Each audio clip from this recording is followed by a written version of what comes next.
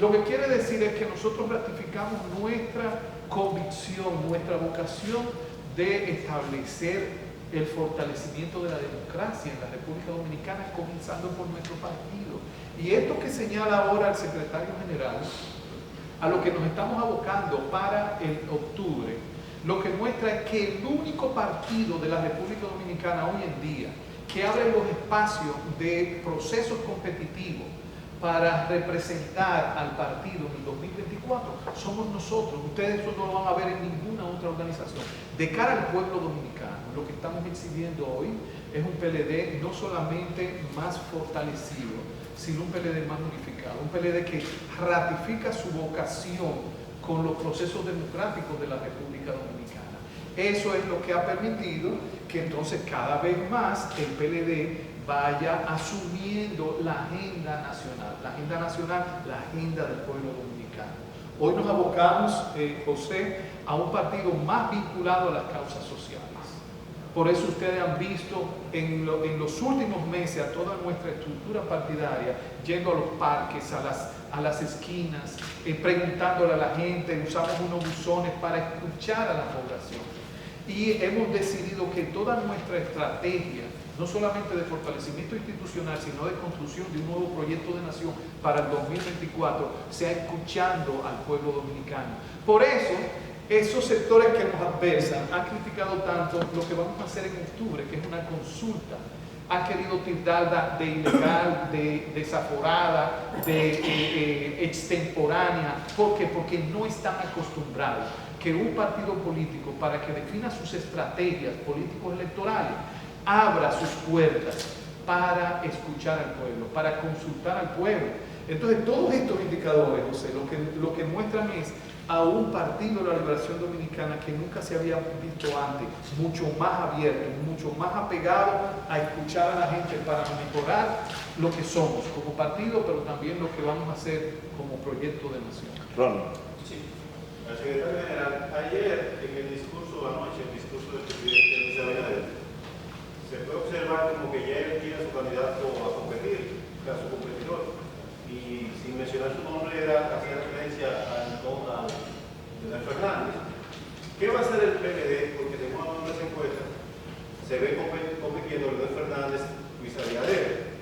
¿Qué va a hacer el PLD para revertir cuando en octubre usted va a poner su candidato para por lo menos llegar quizás ser competidores con miras al 2024? Mira, lo primero es que ese es un problema del presidente de la República. El PLD no se entretiene ni se distrae. El PLD está enfocado en crecer y en fortalecerse, en renovarse, Las encuestas son radiografías, son retratos de un momento determinado. Ahora, la realidad es que al PLD, al corte de ayer, habían entrado cerca de 400,000 nuevos miembros. ¿Y cuál es la realidad política entonces Nuevos miembros. de la Fuerza del Pueblo? Electoralmente. 20, 10, ¿cuánto? Mira, no sé, yo no voy a especular. Cada quien que juegue su juego. O sea, el PLD, esa no es una discusión para el PLD. El PLD está concentrado en el 16 de octubre. Hacer un proceso, escoger uno o una, y después de ahí redefinir las estrategias cuando tengamos precandidato o precandidata. Porque quien sea escogido o escogida pondrá su sello, pero va a tener un partido al lado, detrás, delante, en los flancos, vanguardia, retaguardia, sustentando. Pero sobre lo que tú preguntaste y lo que tú más o menos insinuaste, el PLD no le tiene temor. Al PLD no lo sacó del poder el tema de la corrupción. Pudo haber sido o es un elemento que tuvo un peso, pero no fue el mayor. Aquí tenemos que estar claros. ¿Y cuál fue? La suspensión de febrero. La conspiración abierta de febrero. donde cómplices de ese proceso fueron después premiados, para que estemos claros. ¿Dónde falló? ¿Cuál fue que falló el voto electrónico? ¿Por qué había que suspender? ¿Por qué había que suspender el voto manual?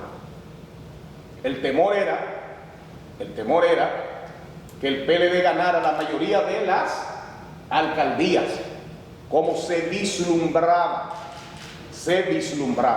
Y por eso se dan aquellas amenazas de hasta quemar la Junta Central Electoral, de que hay que suspender las elecciones a nivel nacional.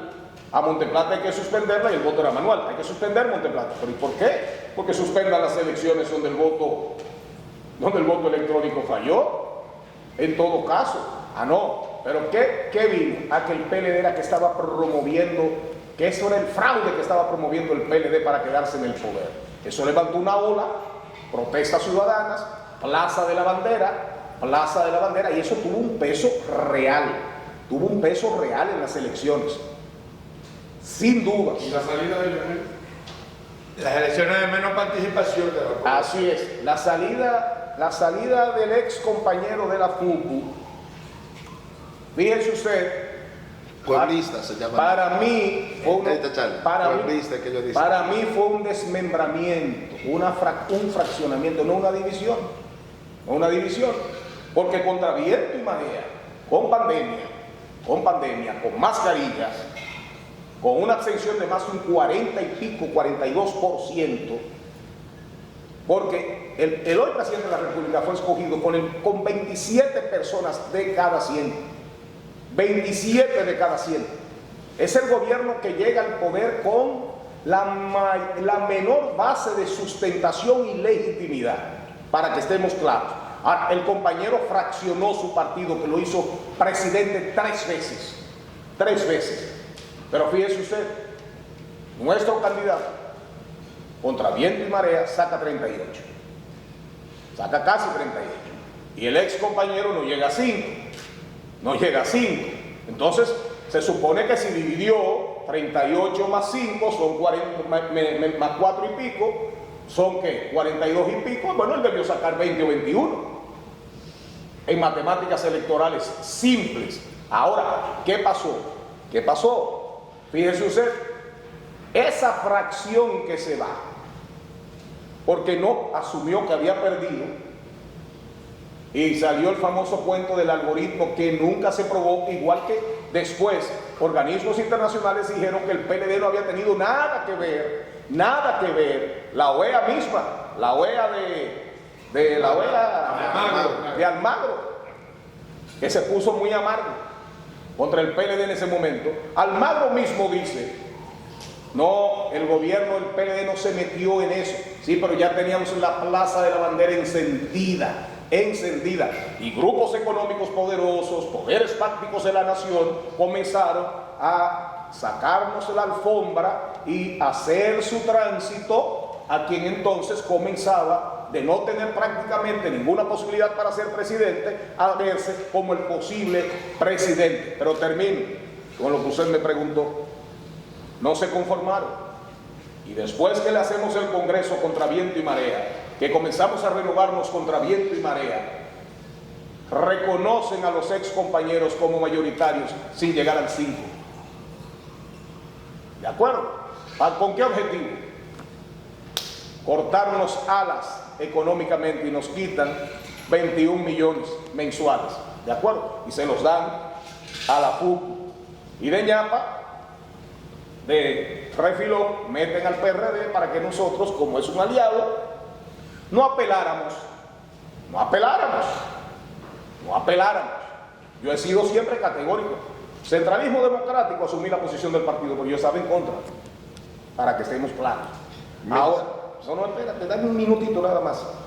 Ahora, nos golpearon, nos siguen golpeando, y el PLD está ahí, haciendo su proceso paso a paso. Paso a paso se llega lejos. Nosotros estamos acelerando el paso. El ex compañero, que le vaya bien. Ya nos veremos después de octubre. Me dicen Uribe.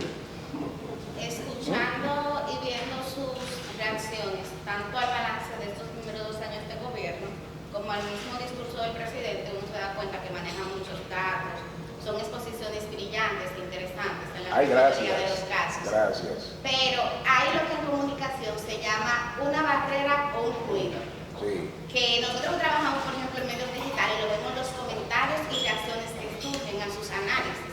Y es el siguiente: ustedes duraron 16 años gobernando de manera ininterrumpida, prácticamente sin pandemia, a excepción ya del último año, y tampoco resolvieron los problemas que hoy le prostran a esta gestión. Dígase, seguridad ciudadana, calidad de la educación, calidad de la salud pública. Ahí están las muertes neonatales, la mortalidad materna, el país siendo líder. Agua potable, que es básico.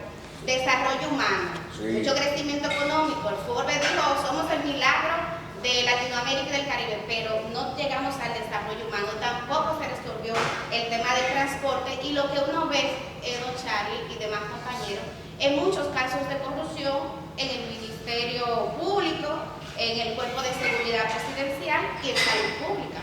Entonces, ¿cómo convencer al pueblo dominicano de darle una nueva oportunidad al PLD? A usted le va a responder en un ratito el señor Juan Ariel Jiménez, Guarocuya, Luis Reyes. Pero déjeme, vamos a la parte política, porque usted hizo una referencia de las redes sociales que usted analiza muy bien. Y de la opinión pública en general, Charles. Sí, pero vamos a hablar. ¿Qué pasó ayer? Los Abinabox, que soportan el concepto de Abinalandia, no son una realidad. Son una realidad. Perfecto. ¿Cuál fue la tendencia que terminó predominando anoche? Esto es cambio. ¿De acuerdo? De nosotros prevaleció, salió ilesa de esa andanada que ni el ejército, no hay ejército capaz de superarla, ni las guerras entre artilleros de la Primera Guerra Mundial en las trincheras nos entraron, y de repente sacaron una, mucho que celebrar contra la nuestra del poco que celebraron. Como usted es una persona tan acuciosa, busca una tendencia en el 2021 en España que era mucho que celebrar, que alcanzó como más de 100,000 retweets. Y nos tumbaron poco que celebrar. ¿De acuerdo? Cuando usted va a Twitter, que es la más política de todas, usted se encuentra todavía que hay ahí el PLD tiene problemas, pero los iremos superando. Pero cuando usted entra a Facebook, que es donde está la inmensa mayoría de la gente, que es la comunidad más grande del mundo y de aquí también, ahí hemos ido nosotros sobrepasando el gobierno. Ahí no valen los Abinabox de Abinalandia. Cuando usted se va a YouTube, que es la segunda en la comunidad digital dominicana, usted se va a dar cuenta que ya ahí estamos parejos. A 2 años de un gobierno. Para mí eso iba a pasar al 3er año. Y cuando usted entra a Instagram, también vamos mejorando, que es donde predomina la clase media. Y eso es peleando contra una inversión. La última licitación de Homero Figueroa, ¿de cuánto fue? 1.800. 1.800 millones. Prácticamente declarada de urgencia. De urgencia. De urgencia, Entonces, esos comentarios, cuando usted saca, que eso es así, usted sabe de eso, cuando yo entro como ciudadano o ciudadana, a veces llego con una opinión preconcebida o concebida, pero cuando veo la andanada que hay en contra de lo que yo más o menos estoy creyendo, al final no quiero pelear. Y ahí viene un proceso como de inducción, como que te lleva. Y con todo y eso, la positividad del discurso del presidente fue de un 54% en los análisis neurales objetivos, un 42% de negatividad a 2 años, y creo que un 6 o un 4, un 6 neutral, un 4, neutral. Eso era inconcebible, inconcebible en un gobierno que dijo que la esperanza se está perdiendo. Ahora, sobre esos aspectos que usted dice, yo prefiero, como yo no soy Bad Bunny, ni Batman, ni me creo un superhéroe, porque el presidente de la República es el vocero del gobierno, el que responde todo. Y él habló de palabrerías, de mucho hablar, pero yo no creo que haya nadie en la República Dominicana que hable más que el propio presidente. Pero antes de pasar con los Abinabor, ¿qué es esto? O tú sabes, los bots, los robots, inteligencia artificial, que manipulan hasta los algoritmos. Es una buena pregunta. Yo creo que ustedes deberían hacer un desayuno con Mauricio Bengochea. Milicen, yo quisiera responder tu pregunta. Primero, reconocer que ni en los gobiernos del PLD ni en ningún gobierno de la historia se resuelven todos los problemas de un país. Porque yo no puedo pensar en un solo país que tenga todos los problemas resueltos. O sea, puedo pensar en casos asiáticos como Singapur, Corea, que han evolucionado mucho, pero no es que estén todos los problemas resueltos. Ahora, veamos los avances que se tuvo. Cuando vemos, por ejemplo, lo más importante que debe ser la pobreza. En los gobiernos del PLD la pobreza se redujo de casi un 50% a 20.3% previo a la pandemia. Y voy a entrar específicamente en la pobreza, la reducción de la pobreza que se dio cuando el presidente Danilo Medina estaba en el poder. La encontramos en 39.7%, la bajamos a 20.3%. ¿De qué estamos hablando? Porque los porcentajes quizás esconden muchas realidades. Más de 1 millón de personas salieron de la pobreza. No quieren decir que eran ricos, porque también hay que controlar las expectativas. Quieren decir que pasan de pobres a vulnerables, porque el proceso de desarrollo no se da de la noche a la mañana, ni de un año a otro, es un proceso continuo. La diferencia es que ahora vemos que la pobreza en 2021 aumentó 72.000 personas. Y pueden decir que la pandemia, porque siempre hay que buscar las excusas, pero ¿por qué la misma pandemia hizo que en América Latina, según la CEPAL, se redujera la pobreza en 3 millones de personas? ¿Por qué en el resto del continente baja la pobreza y en República Dominicana aumenta? Ojo, estamos hablando de aumento de la pobreza 2021 con respecto a 2020, que fue el peor de los años. ¿Tú sabes, Milicen, la última vez que se aumentó la pobreza en República Dominicana? En los gobiernos del PRD o PRM, 2004. Sigamos entonces con educación, por ejemplo. Ustedes saben, aunque obviamente aquí don Andrés puede hablar mucho más que yo de eso, ustedes saben que 1 de cada 3 aulas fue construida en el gobierno de Danilo Medina. Díganme una sola aula que haya construido este gobierno, a pesar de tener un endeudamiento que ya va muy similar en 2 años a lo que se tuvo en 8 años. Y dirán que por el COVID también le demostraría que no, que 1 de cada 4 dólares que se han endeudado ha sido usado en COVID. Entonces, en educación, de que aumentó la calidad, dimos pasos de avance. Programas de formación de docentes de excelencia, programas de formación de directores de excelencia, pero no podemos pensar que una deuda histórica de décadas se va a resolver en poco tiempo, aunque soy crítico y reconozco que pudimos haberlo hecho mejor. Pero lo que yo veo ahora, que es República Dominicana y el gobierno de Luis Abinader, fue uno de los países, de los 10 países del mundo, que mayor tiempo mantuvo las aulas cerradas cuando todos los académicos, todos los expertos decían que había que abrir las aulas. Era por la pandemia, pero abrían entonces la discoteca, los bares, los restaurantes, entonces así sí, y las aulas cerradas. Yo quisiera seguir, por ejemplo, con la salud. Ustedes saben que la Sociedad Dominicana de Pediatría evaluó los 2 años públicamente y dijo que ha habido retrocesos de casi una década. ¿Sabían que la mortalidad infantil aumentó 64% en apenas 2 años? ¿Sabían que las muertes por dengue aumentaron a niveles que no se veían en una década? Entonces me dirán, ¿en los gobiernos del PLD la salud fue perfecta? No, mucho que mejorar, pero hubo avances. Quizás no todo lo que nos hubiese gustado, porque hay que ser autocrítico, pero lo que uno no ve es avances en este gobierno. Voy con otro tema, los apagones. Ese era un tema casi del pasado. ¿Por qué? Porque 40% de la generación eléctrica que se tuvo era una generación propiciada por el PLD. Estamos hablando de que de cada 10 bombillos, 4 los prendió el PLD y se redujeron casi a su mínima expresión los apagones. ¿Qué tenemos hoy en día? Apagones con aumentos de tarifa. Volviendo quizás al problema de salud. Mira, resolver el problema de los medicamentos de alto costo puede ser un orgullo. Y el presidente tuvo el tino de decir que era un logro de su gobierno aumentar el presupuesto. ¿Y por qué vemos todos los días casos de alto costo? Resolver el problema de las urgencias y emergencias a través del sistema 911 fue un gran logro del pasado gobierno. Ustedes saben lo difícil que es lo que uno ve en las redes sociales de personas que se mueren porque no llegan las ambulancias del 911. Entonces yo creo que vamos en seguridad. Cada año se redujeron los homicidios por cada 100.000 habitantes. El presidente Danilo Medina lo encontró por encima de 20, lo dejamos en 9.2. Ustedes saben que en apenas 2 años ya ha aumentado 22% la tasa de homicidio. Entonces, para ir resumiendo, ¿se resolvieron por definitiva los problemas del país? No, tenemos que ser sinceros. Se avanzaron en casi todos los temas del país, en los gobiernos del PLD, sin lugar a dudas, según las mismas cifras que publican las organizaciones del gobierno. Pero en todas las áreas, absolutamente en todas, educación, salud, delincuencia, pobreza, en todas esas áreas ha habido retrocesos en apenas 2 años. Luis quiere decir algo. Quiero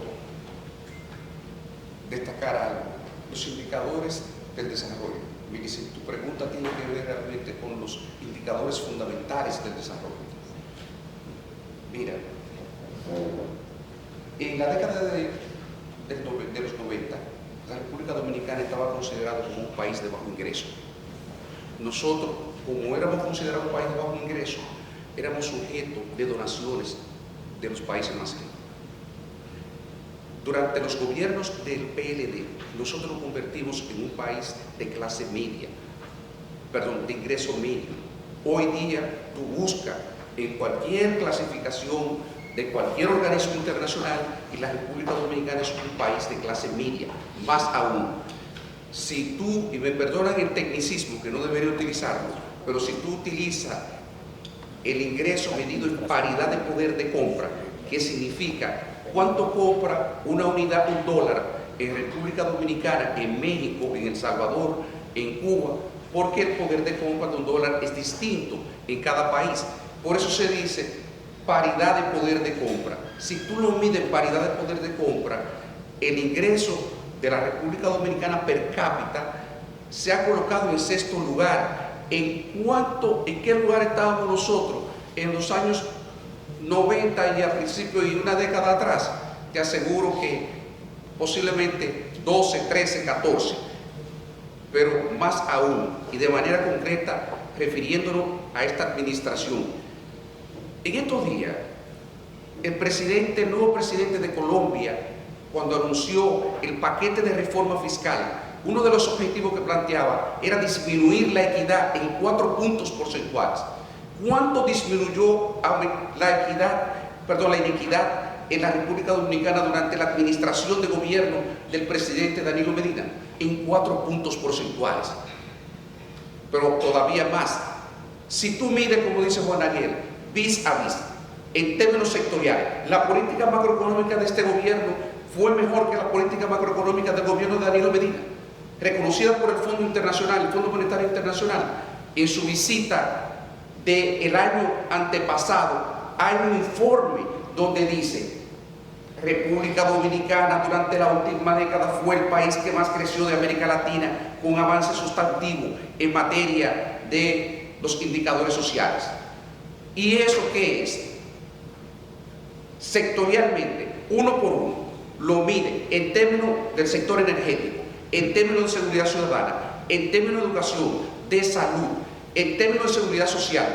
¿Cuántas personas incorporó SENASA al Seguro Social durante el gobierno de Danilo Medina? Todos los temas de los programas sociales que tienen que ver con educación, el tema de Quisqueya Aprende Contigo. ¿Cuántas iniciativas hubo durante el gobierno de Danilo Medina para mejorar los indicadores del desarrollo? Y por supuesto que nosotros no somos perfectos y te aseguro que podrás encontrar muchísimos errores, pero comparado con lo que ha hecho esta administración de gobierno, seguro que terminamos mejor parados que ellos. Ándale. Yo quisiera volver un poquito a lo que señalaba Ronald hace un momentito. A ustedes los ignoraron ayer, totalmente. Y lo que sabe un chin de eso sabe que eso no es fortuito, y que el presidente tal vez maneja numeritos que la opinión pública no maneja. ¿No consideran ustedes que realmente están viviendo como una burbuja y que no han todavía entendido el mensaje que le mandó la población hace 2 años en las elecciones? Yo creo que no hay nadie que esté dentro de una burbuja más grande que el propio presidente. No creo que haya alguien que esté dentro de una burbuja más grande que el propio presidente. Pero ustedes. A nosotros no nos ignoraron. Si usted coge el discurso El PLD respondió, el PLD no respondió, el PLD evaluó 2 años ayer, temprano, ¿de acuerdo? Y hoy estamos en el almuerzo corripio, ¿no? Entonces, Esto supone que no nos vamos a ignorar entonces, y hoy estamos en el almuerzo del grupo de comunicación corripio, el más grande del país. ¿De acuerdo? Entonces, lo de nos ignoró o no nos ignoró. Mire, yo creo que él le dio a la oposición en sentido general. Pero yo no estoy dentro de su cabeza, ni estoy tampoco en la mesa de sus estrategas y de sus tácticos. Ahora, si yo fuera presidente de la República o uno de sus asesores, consultores, estrategas, yo jamás ignoraría a un partido que no se detiene, que no se para, que todas las semanas crece y se fortalece de manera real, consciente, sin autoengaños, Ahora, si él escogió, en la misma medida que anda Rodney, a un rival, problema de él, reiteramos, y Guarocuya quiere decir algo, reiteramos, eso a nosotros ni nos preocupa, ni nos ocupa. Nuestra ocupación es PLD 24/7. PLD 24/7. ¿Tú querías decir? No, ya. Germán, antes de pasar al almuerzo. Sí, tengo una simple curiosidad. Aquí está el secretario general y 6 de los más connotados del partido, pero no está el presidente del partido. ¿Por qué no viene? Si aquí se come bien. ¿Por qué no buscarle también a otro partido? Y la otra es, creo que con Ángel porque mencionó la palabra autocrítica, a una pregunta, y Moreno lo mencionó también. El PLD, yo sepa, no ha hecho una autocrítica en el plano que tiene que ver con lo que le sacó del poder, o uno de los elementos del poder, el tema de la corrupción. Entonces el PLD como que uno no siente que diga, bueno, hubo compañeros, yanalanes, que han hecho varias cosas que nosotros nos autocriticamos por eso. Yo quisiera, antes de irnos al almuerzo, porque es bueno que hablemos de algo clave, de la administración pública y los logros en materia de la gestión, de la administración de la cosa pública, de la que hacen muchos alardes y fanfarrias el gobierno. Y aquí está una experta que participó, que ha estado en el CES con el tema de las reformas pretendidas de la administración pública. Mire, primero, el presidente de nuestro partido está inmerso en cada uno de los procesos del Partido de la Liberación Dominicana. El presidente de nuestro partido en su momento saldrá, no ha dejado de salir, ha estado en las juramentaciones, ha tenido intervenciones, tanto en reuniones de nosotros en lo que es la implementación de la línea organizativa y electoral, que es el mandato del 9º Congreso y de los nuevos estatutos, y el presidente está presente en cada una de las actividades partidarias. Pero dijeron que el 15 de mayo salía a las calles. Pero salió. Ahora, salir a las calles no necesariamente significa que hay que venir a la San Martín obligado. No, si quiere. No, pero vendrá. Él me garantizó que vendrá. Que lo haría. Y aquí hay más poder de convocatoria posiblemente aquí del que tengamos nosotros en cuanto a la posibilidad y el poder de convencimiento. Ahora, fíjese usted en una cosa. Mire, el PLD cuando iba a entrar al día a día ya a la dinámica del 9º Congreso, se hizo todo un proceso, un ejercicio de autocrítica.